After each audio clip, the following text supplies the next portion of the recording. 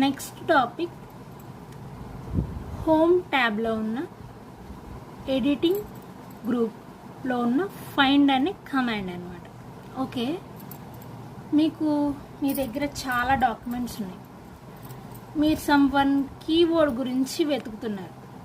ఇప్పుడు ఏం చేస్తారు, ఒక్కొక్క పేజ్ వెతుకుతూ ఉంటే ఒక కీవర్డ్ని టైం అనేది వేస్ట్ అవుతుంది అనమాట. అలా లేకుండా జస్ట్ ఫైండ్ అనే ఆప్షన్ మీద క్లిక్ ఇవ్వండి.